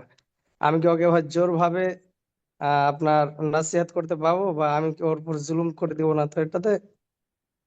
না না, এটা চলবে না। তোমার মায়ের সাথে শাশুড়ির সাথে তর্ক করা জায়েজ না, প্রথম কথা। হ্যাঁ, কথা কথা উত্তর জি করা, তর্ক করা জায়েজ না। তবে ভালোভাবে বুঝাইতে পারে, হয়তো অনেক সময় শাশুড়ি ভুল বুঝছে অথবা সীমা লঙ্ঘন করছে, নরম ভাষায় বুঝাইতে পারে। কিন্তু যদি দেখা যায় ওতে আরো গরম হয়ে যাচ্ছে, তাহলে তো পরিবেশটা আরো খারাপ হয়ে যাচ্ছে। এই জন্য তর্ক করা নিষিদ্ধ বড়দের সাথে। বা শাশুড়ি শাশুড়ি নিজের মা নয়, কিন্তু নিজের মাটা নিজের মা, তোমার মা সেটি। এটা ভুল ধারণা আমাদের দেশে। কিন্তু শাশুড়ি, তারও মর্যাদা আছে। যখন স্বামী, কারণ শাশুড়িকে সন্তুষ্ট রাখলে স্বামী সন্তুষ্ট থাকবে। সুতরাং শাশুড়ি আপন জায়গায় মর্যাদা আছে, কিন্তু এই নয় যে এখন তোমার মা, তুমি বিয়ে হয়ে গেছে সুতরাং আর ওইটা তোমার মা না, এখন আমার মাটাই তোমার মা, এটা শরীয়ত নয়। তো কথা হচ্ছে যে তোমার মাকেও নমনীয় হওয়া উচিত। হ্যাঁ, আর জেদ পোড়া করা, আর তারপর জুলুম অত্যাচার, আমাদের দেশের মহিলারা আমরা জানি, মানুষ হয়েছে সেসব পরিবেশে অধিকাংশ শাশুড়িরা শ্বশুররা জুলুম করে বউদের উপর। তো এই জুলুম না হয়ে যায়, ওইটাও তোমাকে খেয়াল রাখতে হবে। মাকেও বোঝাইতে হবে যদি জুলুম করে, সীমা লঙ্ঘন করে। আর বউ তর্ক করবে, এটা জায়েজ নয়, গুনার কাজ। আর ভাবির সাথে ঝগড়া করা জায়েজ নয়, ঝগড়া কারোর সাথে জায়েজ নয়। সে বাবুল মুসলিমে ফসুক, মুসলিমের সাথে গালমন্দ, এমন কিছু পরিস্থিতি তৈরি করা যাতে গালমন্দের পরিস্থিতি চলে আসে, হ্যাঁ, এটা ফসুক, ফাসেকের কাজ, এগুলো না জায়েজ কাজ। যথাসাধ্য এড়িয়ে চলবে। হ্যাঁ, ওয়ারে জানে জাহির, যদি দেখা যায় যে মূর্খামি করছে, হ্যাঁ, বড় জাল ছোটের উপর বাড়াবাড়ি করছে অথবা অন্যায় কথা বলছে, তাহলে ওয়ারে জানে জাহির, আল্লাহ বলছেন যে এড়িয়ে চলো, উপেক্ষা করো। হ্যাঁ, কথার উত্তর দিও না। একটা কথা বললে মুখ বন্ধ হয়ে যাবে। নাসিহা করবে, স্ত্রীকে বুঝাবে, বুঝাবে। আল্লাহ রাব্বুল আলামিন তাকে নাসিহা কবুল করার তৌফিক দান করুন। জি, বারাকাল্লাহ। আমিন। এ পর্যায়ে প্রশ্ন করবেন শাফি বাংলাদেশ থেকে। জি, আপনি প্রশ্ন করুন। আসসালামু আলাইকুম শেখ। ওয়ালাইকুম আসসালাম রহমতুল্লাহ বরকাত। তো আমার বাসা বাংলাদেশের রাজশাহী থেকে বলছি। আচ্ছা, প্রশ্ন। প্রশ্নটি হলো, আমার নাম মোহাম্মদ আব্দুল্লাহ শাফি, কিন্তু মানুষজন শুধু শাফি নামে ডাকে, এটাতে ডাকলে কি শিরক হবে? সাফি, শুধু সাফি বললে শিরক হবে না, জায়েজ। কিন্তু আশরাফি, আব্দুল্লাহ আশরাফি করবেন না। আব্দুল্লাহ শাফি ঠিক আছে, কিন্তু আব্দুল্লাহ আশরাফি না, আশরাফি হো আল্লাহ, আশরাফি করবে না, আল শাফি করবে না। ঠিক আছে, জায়েজ না, তাহলে চেঞ্জ করতে হবে। জাযাকাল্লাহ খায়ের। প্রশ্ন করবেন আবু আব্দুল্লাহ ইমরান। জি, আপনি প্রশ্ন করুন। এখানে একটি কথা বলা আগে বলিনি, জি। সেটা হচ্ছে ওর নাম মনে হয় বললো আব্দুল্লাহ আশরাফি, তাই না? জি না শেখ, শাফি বাংলাদেশ দেশে আর কি। শাফি শুধু শাফি। না, ও বললো আব্দুল্লাহ আল শাফি। আব্দুল্লাহ শাফি। যদি আল্লাহর সিফাত, আল্লাহর গুণ হয় আশরাফি, তাহলে তো ঠিক আছে, আব্দুল্লাহ শাফি। আল্লাহর গুণ যদি সেটাকে বলা হয় তাহলে তাকে সাফি বলে ডাকাটা ঠিক নয়। কিন্তু আশরাফি বলে সাধারণত আমাদের দেশের মানুষরা ডাকেন না, সাফি। তখন আর আল্লাহর গুণ থাকে না, তখন ওই যে আব্দুল্লাহ, আল্লাহর বান্দার গুণ। হ্যাঁ, আল্লাহর গুণ তো এমনি ডাক্তার, আরোগ্য দানকারী, শুধু এমনি বলা যায় সাফি, কিন্তু আশরাফি বলা যাবে না, কারণ তার মাধ্যমে শেফা হচ্ছে, ঔষধের মাধ্যমে শেফা হচ্ছে। তো যাই হোক, এখানে মানুষ সাফি বলে ডাকছে, শুধু সাফি বলে জায়েজ আছে, কিন্তু আশরাফি বলা জায়েজ না কোনো মানুষ। আর বাকি তার নামের বিষয়টি একটু বলার প্রয়োজন। সেটা হচ্ছে আব্দুল্লাহর সাথে যদি আশরাফি আর আল্লাহর গুণ সেটাকে ধরা হয় তাহলে তো জায়েজ। জি, কিন্তু আব্দের গুণ যদি হয় যে আব্দের গুণ হচ্ছে আশরাফি, তাহলে জায়েজ নয় এই নাম আবার। কিন্তু সাধারণত ওইটাই হয়তো উদ্দেশ্য, যেমন আব্দুল্লাহ আল কাফি বলছে, আব্দুল্লাহ আল বাকি। তো আল কাফিটা আল্লাহর সিফাত, আব্দের সিফাত নয় আল কাফি, ওই রকম। আল্লাহ তাআলা আলাম। জি। জাযাকাল্লাহ খায়ের। সো আবু আব্দুল্লাহ ইমরান, জি আপনি প্রশ্ন করুন। আসসালামু আলাইকুম ওরহমতুল্লাহি ওয়াবারাকাতু। ওয়ালাইকুম আসসালাম ওয়া রাহমাতুল্লাহি ওয়া বারাকাতুহু। শায়েখ, আমি ওমান মাস্কাট থেকে বলছি। নমস্কার, বলেন। জি, আল্লাহর কাছে আপনার সার্বিক নিরাপত্তা এবং সার্বিক সুস্থতা কামনা করি।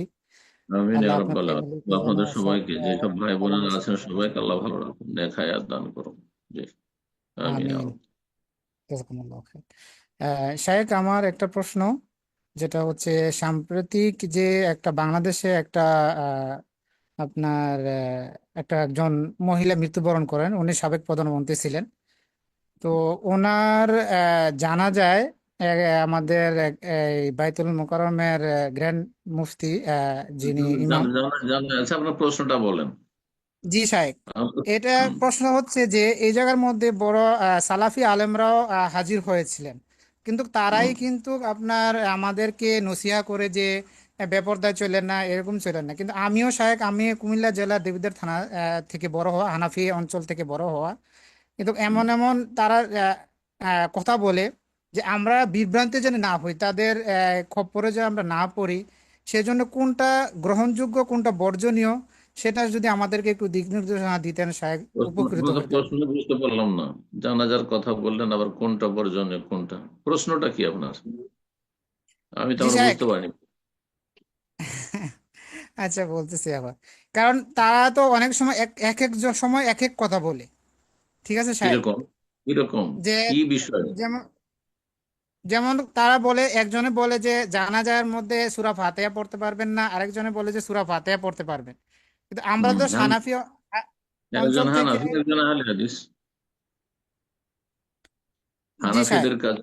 হানাফিদের কাছে সূরা ফাতিহা নেই জানাজাতে। ওই জি সাহেব। হাদিসের উপর তারা আমল করে না, সহিহ বুখারী হাদিসের উপর। হাদিসের জ্ঞানও তাদের কম আর আমলও কম, করেন না। যেটা কিন্তু নেই ওই সানা পড়া কোনো হাদিসে সেটাই করে। আহলে হাদিসরা যেহেতু কোরআন হাদিস মেনে চলে, সেই জন্য সূরা ফাতিহা পড়া কেউ ওয়াজিব বলে, কেউ সুন্নাতে মুআক্কাদা বলে। তো জি সাহেব, কিন্তু আপনার ওই প্রশ্ন জায়গার কি? মধ্যে সালাফি অনেক অনেক বিখ্যাত সালাফি আলেম, যারা বাংলাদেশের বক্তাও, বড় বড় বক্তা, আপনি হ্যাঁ, এগুলো অবগত আছেন মনে হ্যাঁ, হয়। হ্যাঁ, হ্যাঁ। তারাও কিন্তু তো ওই জায়গায় হাজির হয়েছিলেন, কিন্তু তারাও তো কি জিনিসটা, করবেন তাদেরকে ওখানে? তো সবাই অনুসরণ করে। কি তর্ক করবেন ওখানে, যে ঝগড়া করবেন? জানা যায় হাজির হয়েছেন, ওখানে গিয়ে ঝগড়া করবেন? হ্যাঁ, ঝামেলা বাঁধিয়ে দিবেন আপনার মতো? এটা তো পাগলামি কথাবার্তা। ভাই, জানাজা পড়তে গেছেন, ওখানে কি বাহাস করতে গেছেন নাকি? কিন্তু ও তাদেরকে হানাফি তো সাহেব অনেকে অনুসরণ করে, অনেক তাদের অনেক অনুসরণ বড়। অনুসরণ উনিকে সমর্থন করেছেন, উনি জানাজা পড়তে গেছেন। উনি যদি বলতেন যে আব্দুল মালিক সাহেব ঠিক করেছেন, তাহলে তখন অন্যায় হইত। ও যে ভুল করেছেন বলে এটি হাদিসের খেলাফ, ঝামেলা শেষ, জানিয়ে দেওয়া হয়েছে আপনাদেরকে। জি, সমস্যার কথা, কোনো সমস্যা নেই। আশ্চর্য কথা, জানাজা পড়তে যাবে না? মুসলিম জানাজা পড়তে গিয়েছে, জায়েজ কাজ করেছে, না জায়েজ কাজ করেনি। বারাকাল্লাহ ফিক। আমিন। প্রশ্ন করবেন মুখলেস উদ্দিন, জি আপনি প্রশ্ন করুন।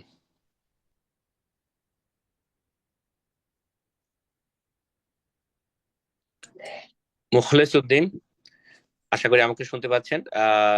জি আপনি প্রশ্ন করুন। আসসালামু আলাইকুম ওয়া রাহমাতুল্লাহ।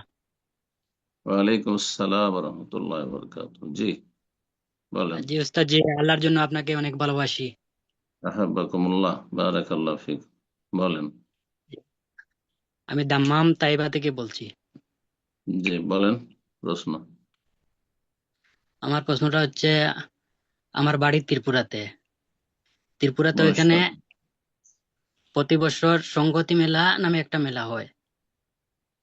মুসলমানদের না এই হিন্দুদের? ওইটা মেলাটা হচ্ছে হিন্দুদের। হুম। এই মেলাতে এই বছরে সব ধর্মের গুরু যারা আছেন ওরা আহ যার যার ধর্ম ওই পাঠ করছেন আর কি। হুম। তাই এই এই বছরে আমাদের মুসলমান যারা আছেন, বড় বড় যারা আছেন আমাদের দিকের, ওরা ওই কোরআন তিলাওয়াত করছেন এই বছর। হুম। তো ওই কোরআন তিলাওয়াত নিয়ে আমাদের দিকে মোটামুটি বিভ্রান্ত সৃষ্টি হয়েছে আমাদের মুসলমানদের মধ্যে। তো ওইটা কি হুম। কোরআন তিলাওয়াত করা কি ঠিক হয়েছে নাকি, বা ওটা নাজায়েজ বা এরকম? মেলা মেলা মেলা কি পুজোর মেলা না এমনি মেলা? না, এমনি মেলা, এমনি প্রতি বছর একটা মেলা হয় যেমন বই মেলা এরকম। তো এই বছর যে ওই ইন্ডিয়াতে আমাদের ওইদিকে কিছু হিন্দু মুসলমান গন্ডগোল চলতেছে, শোনেন, তো ওরা বিভিন্ন বিভিন্ন বিভিন্ন পণ্য বিক্রির মেলা যদি হয় তাহলে তো অসুবিধা নেই, ওখানে কোরআন পড়েছে অথবা কোনো ইসলামিক বক্তব্য করলো, ভালো কাজ করেছে। আর যদি দেখা যায় যে ওইটা পুজোর মেলা, হ্যাঁ, বা অন্য ধর্মের মেলা, ধর্মীয় মেলা, তাহলে সেখানে অংশ নেওয়া যায় না। তা আপনি তো বলছেন যে সেটা এমনি মেলা, সাধারণ মেলা, তাই না? তো কোনো অসুবিধা নেই, করেছে করেছে। কিন্তু শুধু আরবিতে কোরআনটা না পাঠ করে কোরআনের কথাগুলি যদি সেখানে ত্রিপুরার ভাষায় বা বাংলা ভাষায় যদি সেখানে মানুষকে জানানো হইতো, বিভিন্ন ধর্মাবলম্বীরা জানতো আল কোরআন সম্পর্কে, আল কোরআনের আসমানি সিলেবাস সম্পর্কে, তৌহিদ সম্পর্কে, আল্লাহর একত্ব সম্পর্কে, হয়তো অনেকে হেদায়েত পেত, শিরক কুফরি মুক্ত হইত। জি, আল্লাহ আরো বেশি ভালো করে তৌফিক দান করুন দিনের দাওয়াতের কাজে। বারাকাল্লাহ ফিক। আমিন। প্রশ্ন করবেন নাজমুল হক। জি, আপনি প্রশ্ন করুন।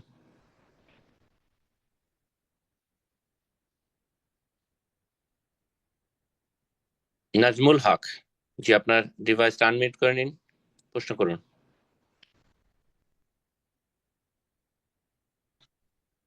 এ পর্যায়ে প্রশ্ন করবেন মাহদি হাসান। জি, আপনি প্রশ্ন করুন।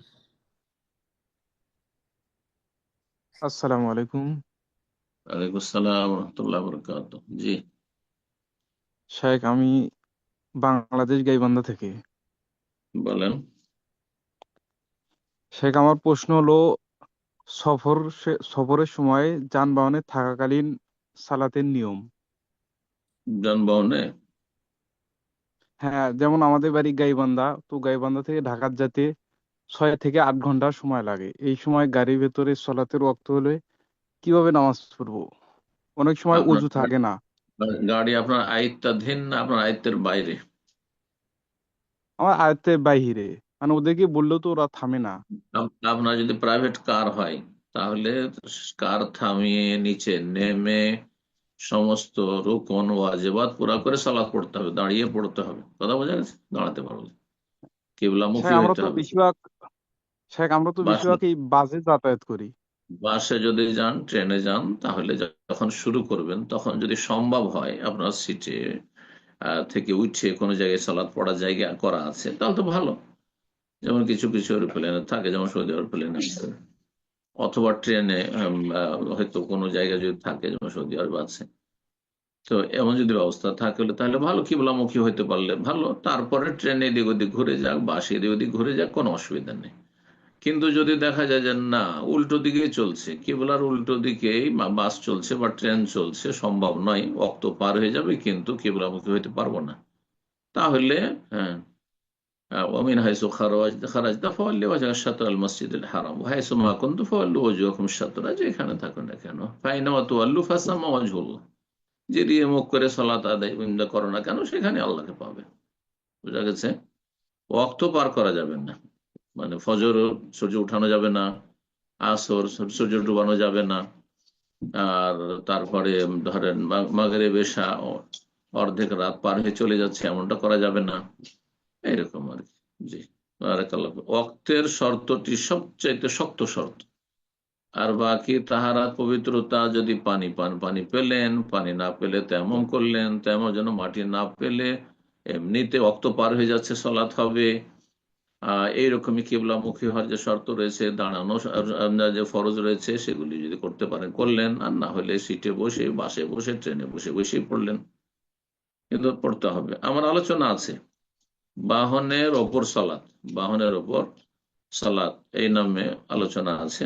মুসাফিরের সালাত, বাহনের সালাত, কয়েকটি আলোচনা আছে ফিকহুল ইবাদতে, গুরুত্বপূর্ণ বিস্তারিত আলোচনাগুলি শুনে নেবেন। জি, আমাদের অফিসিয়াল চ্যানেলও আছে, বাইরেও আছে। জি, বারাকাল্লাহ ফিক। আমিন, জাযাকাল্লাহ খায়ের। সম্মানিত দিনী ভাই বোনেরা, আমরা প্রোগ্রামের একদম শেষ পর্যায়ে, অনেক সময় হয়ে গেল। আমরা হয়তো আর একটা প্রশ্ন নেব ইনশাআল্লাহ, এর মাধ্যমে আজকের প্রোগ্রাম শেষ হবে। তার পূর্বে আবারও স্মরণ করাবো, আশা করি আমার সাউন্ড ক্লিয়ার আছে ইনশাআল্লাহ। তো আগামী সপ্তাহের রবিবারে আমাদের প্রোগ্রাম থাকছে না, আমাদের সম্মানিত শেখের বিশেষ সফরের উদ্দেশ্যে থাকবেন, বিধায় আমাদের পরবর্তী প্রোগ্রাম ইনশাআল্লাহ তারপরের সপ্তাহে থাকবে ইনশাআল্লাহ। তো আমরা আজকের সর্বশেষ প্রশ্ন নিচ্ছি। প্রশ্ন করবেন এমডি কবির হাসান। জি, আপনি প্রশ্ন করুন।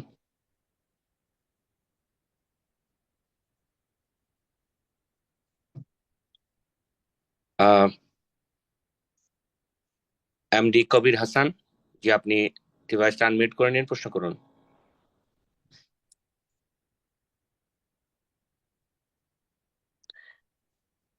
এ পর্যায়ে আমরা অন্য আরেকজনকে সুযোগ করে দিই ইনশাআল্লাহ। প্রশ্ন করবেন জাহিরা খাতুন। জি, আপনি প্রশ্ন করুন। আসসালামু আলাইকুম ওয়া রাহমাতুল্লাহি ওয়া বারাকাতুহু। সম্মানিত ওয়ালাইকুম আসসালাম ওয়া রাহমাতুল্লাহি ওয়া বারাকাতুহু। বলেন, কোথায় বলছেন? বোন, আপনার ডিভাইস, আপনি মাইক্রোফোনটা মিউট করে ফেলেছিলেন। জি, আপনি এখন প্রশ্ন করুন।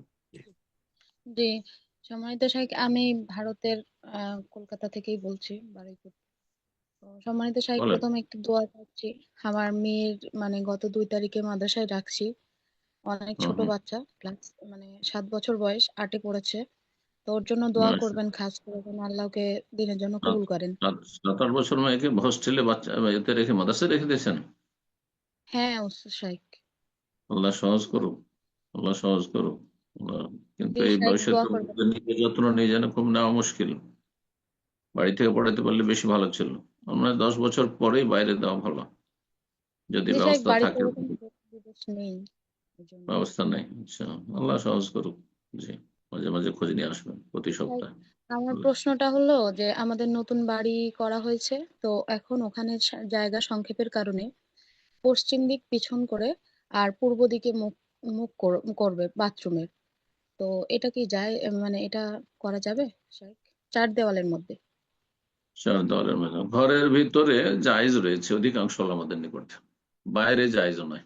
হম, ঘরের ভিতরে যদি হয়, আর যদি দেখা যায় যে কিবলামুখী করতে হচ্ছে, তো জায়েজ আছে। কিন্তু ফাঁকা মাঠে, খোলা জায়গাতে কিবলা লা তাস্তাকবির কিবলাতা বিগাইতিন ওয়ালা বাউলিন, পেশাব পায়খানায়, ওয়ালা তাস্তাদবিরুহা, কিবলাকে সামনেও করবেন না, পিছনে করবেন, ওয়ালাকিন শাররিকু ওয়া কাররিবু, মদিনার লোকদেরকে বলেছেন পূর্ব পশ্চিম হইতে। আমাদের জন্য উত্তর দক্ষিণ হলে বেশি ভালো, ঘরের ভিতরেও। কিন্তু যদি দেখা যায় যে না, সম্ভব হচ্ছে না আপনার বিল্ডিং এর প্ল্যানে, তাহলে জায়েজ আছে। সম্ভব হয় তাহলে চেষ্টা করবেন ওইভাবে তৈরি করা, আর যদি অলরেডি তৈরি হয়ে গিয়ে থাকে জায়েজ আছে, সমস্যা নেই।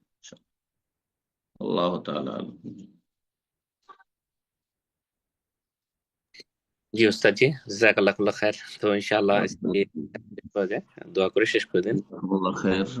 সব ভাই আমাদের সাথে থাকলেন শুরু থেকে শেষ পর্যন্ত, অথবা আংশিক ভাবেও থেকেছেন, আল্লাহ তাদের উত্তম প্রতিদান দান করেন, রিজিকে বরকত দান করেন, সুস্বাস্থ্য দান করেন, সমস্ত বালা মুসিবত থেকে, অসুখ বিসুখ থেকে, অশান্তি থেকে আল্লাহ রাব্বুল আলামিন যেন আমাদের সকলকে হেফাজতে রাখেন এবং সার্বিক কল্যাণ, রহমত, বরকত দান করেন। ربنا آتنا في الدنيا حسنة وفي الآخرة حسنة وقنا عذاب النار ربنا هب لنا من أزواجنا وذرياتنا قرة أعين واجعلنا للمتقين إماما ربنا تقبل منا إنك أنت السميع العليم وتب علينا إنك أنت التواب الرحيم سبحان ربك رب العزة عما يصفون وسلام على المرسلين والحمد لله رب العالمين।